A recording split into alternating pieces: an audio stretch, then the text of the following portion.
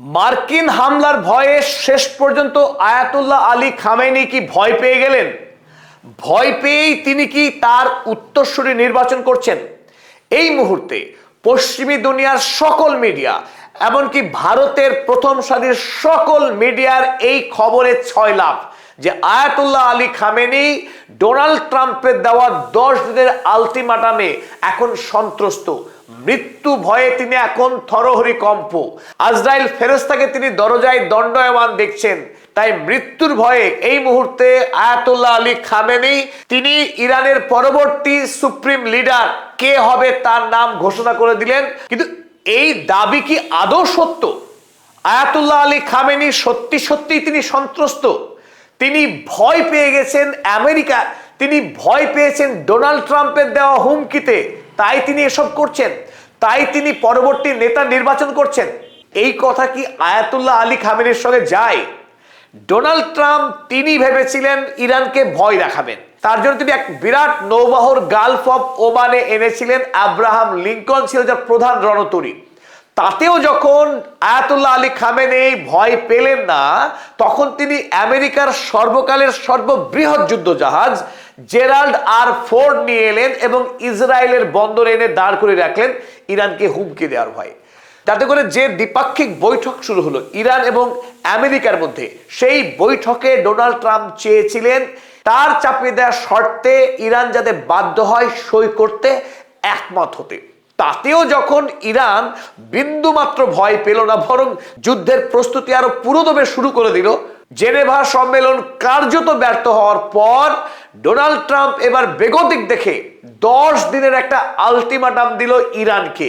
আমেরিকার দেওয়া শর্তগুলি যদি ইরান সবকটা মেনে না নেয়, তাহলে 10 দিনের মধ্যেই ইরান হামলা করে এক ভয়ঙ্কর শিক্ষা দেয়া হবে ইরানকে।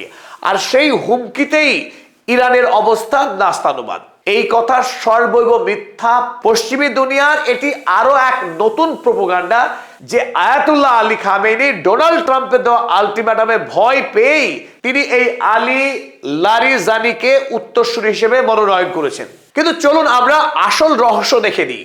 যে কোনো বড় যুদ্ধের আগে ইসলামিক ঐতিহ্যে, ইসলামিক যুদ্ধের রীতি মেনে সেটা আবহমান কাল ধরেই হয়ে এসছে যে যুদ্ধে কখনো একজন সেনানায়ককে নির্বাচন করে পাঠানো হয়নি, বরং যদি সেনানায়ক শহীদ হয়ে যান, পরবর্তীকালে কে সেনানায়ক হবেন, এমনকি সেই সেনানায়কও যদি যুদ্ধে শহীদ হন, তারপরে কে সেনানায়ক হবে সেটা খোদ ইসলাম ধর্মের পয়গম্বর প্রফেট হযরত মুহাম্মদ সাল্লাল্লাহু আলাইহি ওয়াসাল্লাম তিনি এই রীতি শুরু করেছিলেন যুদ্ধের। চলুন আমরা দেখে নেই ইসলামিক বিশ্বের প্রথম যে বড় যুদ্ধ হয়েছিল রোমান সাম্রাজ্যের সঙ্গে, বাইজেন্টাইন সাম্রাজ্যের সঙ্গে। হযরত মুহাম্মদ সাল্লাল্লাহু আলাইহি ওয়াসাল্লামের বাহিনীর যে যুদ্ধ হয়েছিল, মুআতার যুদ্ধ হয়েছিল, সেই যুদ্ধে খোদ প্রফেট মুহাম্মদ সাল্লাল্লাহু আলাইহি ওয়াসাল্লাম তিনি যে সৈন্যবাহিনী পাঠিয়েছিলেন মুআতার যুদ্ধে রোমান সৈন্যদের বিরুদ্ধে, সেই সৈন্যবাহিনীতে তিনি 3 জন সেনাপতি নির্বাচন করেছিলেন। তার প্রথম কে ছিলেন? জায়েদ ইবনে হারিসা, জাফর ইবন আবু তালেব, আব্দুল্লাহ ইবন রাওয়াহা। হযরত মুহাম্মদ সাল্লাল্লাহু আলাইহি ওয়াসাল্লাম যে 3 জন সেনাপতিকে মনোনয়ন করে পাঠিয়েছিলেন যে পরপর তারা দায়িত্ব নেবে তাদের মৃত্যুতে, খুব দুর্ভাগ্যজনকভাবে ওই মুআতার যুদ্ধে মুহাম্মদ সাল্লাল্লাহু আলাইহি ওয়াসাল্লাম প্রেরিত 3 জন সেনানায়কেরই মৃত্যু হয়ে যায়। তারপর ওই যুদ্ধে সেনাপতি নির্বাচিত হন খালিদ বিন ওয়ালিদ। এই খালিদ বিন ওয়ালিদ রোমান সাম্রাজ্যের বিরুদ্ধে প্রথম বৃহৎ জয়লাভ করে মুসলিম সৈন্যবাহিনী।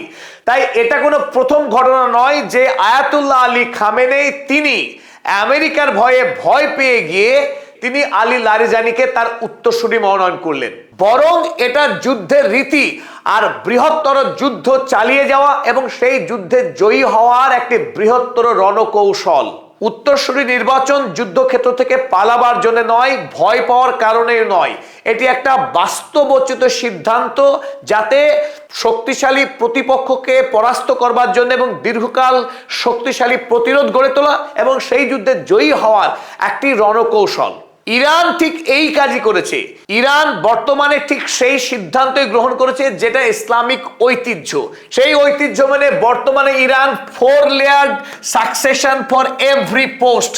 প্রতিটি গুরুত্বপূর্ণ পদের ক্ষেত্রে এই মুহূর্তে আয়াতুল্লাহ আলী খামেনি 4 জনকে নির্বাচন করে রেখেছেন। যদি যুদ্ধে কোনো নেতা শহীদ হন, তার পরবর্তীতে কে নেতা হবেন, সেও যদি শহীদ হয়ে যান, তার পরবর্তী কে নেতা হবেন, এইভাবে 4টে স্তরের নেতাকে নির্বাচন করে রাখা হয়েছে, যাতে করে আমেরিকার বিরুদ্ধে লড়াইয়ে ইরান কোনোভাবেই পরাস্ত না হয়, তাদের মনোবল ভেঙে না পড়ে এবং ইরানের যে ইসলামিক রেভলিউশন, সেই রেভলিউশনকে যাতে বাঁচিয়ে রাখা যায়। বিগত 47 বছর যেভাবে আমেরিকার প্রত্যক্ষ বিরোধিতাকে মোকাবেলা করে যেভাবে ইরানে বিপ্লব দীর্ঘজীবী হয়েছে, সেই একইভাবে বিপ্লবকে বাঁচিয়ে রাখার এটি একটি অনন্য রণকৌশল। আয়াতুল্লাহ আলী খামেনি যখন তার উত্তরসূরি নির্বাচন করছেন, de facto supreme leader, de facto commander নির্বাচন করছেন, এখানে প্রশ্ন উঠে যায় সত্যিকারের সেই ব্যক্তিকে আলী খামেনি নিজের পুত্রকে বাদ দিয়ে যখন অপর কোনো নেতাকে নির্বাচন করেন তার উত্তরসূরি হিসেবে, বা আমেরিকার বিরুদ্ধে যুদ্ধ করা, আমেরিকার বিরুদ্ধে চুক্তি স্বাক্ষর করা, এই যে গুরুভার, এই বৃহত্তর দায়িত্ব যে ব্যক্তির উপরে ন্যস্ত করা হচ্ছে, সেই ব্যক্তিকে তার সম্পর্কে কৌতূহল তৈরি হয়েছে সীমাহীন। চলুন প্রথমেই আমরা দেখে নিই আয়াতুল্লাহ আলী খামেনি এই আলী লারিজানিকে কি কি দায়িত্ব দিলেন এই মুহূর্তে। প্রথমত আলী লারিজানিকে দায়িত্ব দেওয়া হয়েছে ডিফ্যাক্টো সুপ্রিম লিডারের, আর এতেই নড়ে চড়ে বসেছে সারা পৃথিবী যে আয়াতুল্লাহ আলী খামেনি তিনি দায়িত্ব দিলেন আলী লারিজানিকে সুপ্রিম লিডারের, হলোটা কি? দ্বিতীয়ত war time and crisis planning, আমেরিকার সঙ্গে যদি সত্যি সত্যি সংঘাত শুরু হয়, যুদ্ধ হয়, সেই যুদ্ধের রণকৌশল কি হবে, কোন কোন কৌশলে যুদ্ধ করা হবে, কোন অস্ত্রের প্রয়োগ করা হবে, কোন কোন যুদ্ধক্ষেত্র ব্যবহার করা হবে, কোন সৈনিকদের ব্যবহার করা হবে, যাবতীয় পরিকল্পনা করবেন এই আলী লারিজানি, অর্থাৎ যুদ্ধের মূল নায়ক হিসেবে কাজ করবেন আলী লারিজানি। তাছাড়া বৈদেশিক সম্পর্ক, এতদিন আয়াতুল্লাহ আলী খামেনি নিজেই সারা পৃথিবীর সঙ্গে ইরানের যে কূটনৈতিক সম্পর্ক তার ঠিক করতেন আয়াতুল্লাহ আলী খামেনি বিভিন্ন উপদেষ্টা মণ্ডলীর পরামর্শে। তার অন্যতম উপদেষ্টা ছিলেন নিজে এই আলী লারিজানি। এবার থেকে বৈদেশিক নীতি নির্ধারণের ক্ষেত্রে তিনি ঠিক করবেন ইরানের বিদেশ নীতি কি হবে, এবং জাতীয় নিরাপত্তাগত যাবতীয় সিদ্ধান্ত গ্রহণ করার সর্বোচ্চ কর্তৃত্ব যার হাতে থাকবে তিনি হলেন Ali Larijani.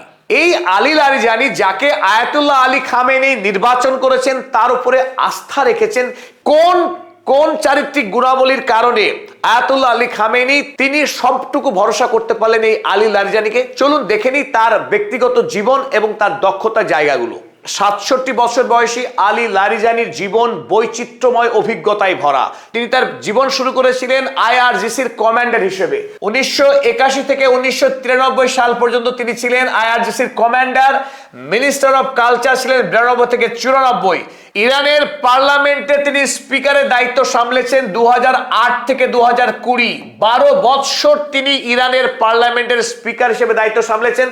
Adviser to the supreme leader 20 সাল থেকে এখন পর্যন্ত আয়াতুল্লাহ আলী খামেনির প্রধান উপদেষ্টা হিসেবে তিনি দায়িত্ব সামলাচ্ছেন। এবং আরো গুরুত্বপূর্ণ বিষয়, 2025 সাল থেকে এখনো পর্যন্ত তিনি ইরানের সুপ্রিম ন্যাশনাল সিকিউরিটি কাউন্সিলের সেক্রেটারি হিসেবে দায়িত্ব পালন করে আসছেন। অর্থাৎ এই মুহূর্তে আয়াতুল্লাহ আলী খামেনি আলী লারিজানিকে যে দায়িত্ব অর্পণ করলেন, সেই দায়িত্বে তিনি ইতিমধ্যেই কাজ করছেন এবং অভিজ্ঞতায় অভিজ্ঞ সমৃদ্ধ। স্বাভাবিকভাবে তিনি এই মুহূর্তে de facto operational leader and war preparation head, এই দায়িত্ব আমেরিকার বিরুদ্ধে যুদ্ধ প্রস্তুতির সর্বপ্রধান নায়ক হিসেবে তিনি দায়িত্ব পাওয়ার সর্ব উপযুক্ত ব্যক্তি। যে অভিযোগ বারবার ধেয়ে আসে আয়াতুল্লাহ আলী খামেনির দিকে, তিনি নাকি ইরানে ব্যক্তিতান্ত্রিক স্বৈরাচার চালান, এক রাজতান্ত্রিক মানসিকতা এবং দেশের নাগরিকের উপর তিনি জুলুম করেন, সেই সমস্ত সমালোচকদের মুখে ঝামা ঘষে দিলেন আরো একবার আয়াতুল্লাহ আলী খামেনি তিনি জীবনের উপান্তে এসে। কারণ ইরানে এই মুহূর্তে আয়াতুল্লাহ আলী খামেনির পর সবচাইতে জনপ্রিয় ধর্মীয় নেতা হলেন এই আয়াতুল্লাহ মুজতবা খামেনি। এই আয়াতুল্লাহ আলী মুজতবা খামেনি তিনি আয়াতুল্লাহ আলী খামেনির সুযোগ্য পুত্র। একদিকে তিনি ধর্ম বিশারদ, অন্যদিকে তার ব্যক্তিত্ব এবং দক্ষতার কারণে ইরানে তিনি প্রশ্নাতীতভাবে জনপ্রিয় এবং চাইলে অনায়াসেই আয়াতুল্লাহ আলী খামেনি তার নিজের পুত্রকে পরবর্তী সুপ্রিম লিডার হিসেবে ঘোষণা করতে পারতেন, এমনকি এই যুদ্ধ পরিচালনার দায়িত্ব দিতে পারতেন এই মুজতবাকে। কিন্তু তিনি নিজের সন্তানকে দায়িত্ব না দিয়ে ইসলামিক আদর্শ মেনে সবচাইতে যোগ্য ব্যক্তির হাতে দায়িত্ব অর্পণ করা যে কর্তব্য, সেই কর্তব্য পালন করে তিনি নির্বাচন করলেন আলী লারিজানিকে। এইখানেই বোঝা যায় তিনি কত মহৎ, কত উদার, এবং ইসলামিক বিপ্লবকে বাঁচিয়ে রাখার ক্ষেত্রে আয়াতুল্লাহ আলী খামেনির যে দৃঢ় সংকল্প, সেই সংকল্পকে বাস্তবায়ন করার জন্যই তিনি পরিবারতন্ত্রের ছাপ্পা লাগাননি। তিনি নিজের সন্তানের প্রতি যে অন্ধত্ব, যে স্নেহ, সেই স্নেহ অন্ধত্বকে অতিক্রম করে রাষ্ট্রের মঙ্গলকে গুরুত্ব দিয়েছেন এবং দেশের জন্য, জাতির জন্য এই মুহূর্তে আগ্রাসী সাম্রাজ্যবাদী মার্কিন সৈন্যর সঙ্গে, মার্কিন রাষ্ট্রের সঙ্গে লড়াই করবার জন্য যে ব্যক্তি সর্বোত্তম, তাকেই তিনি বেছে নিয়েছেন, আর তিনি হলেন আলী লারিজানি। তিনি নিজের সন্তান মুজতবাকে বেছে নেননি। এটাই হচ্ছে মহত্ব আয়াতুল্লাহ আলী খামেনির। তাই এই নেতাকে কুর্নিশ না করে বিশ্ববাসীর উপায় নেই। পদাতিক চ্যানেলের পক্ষে আরো একবার কুর্নিশ জানায় আয়াতুল্লাহ আলী খামেনিকে। তার আমেরিকার এই সাম্রাজ্যবাদী নীতির বিরুদ্ধে এককভাবে দাঁড়িয়ে যে লড়াইয়ের মানসিকতা, তাকে আমরা স্যালিউট জানাই।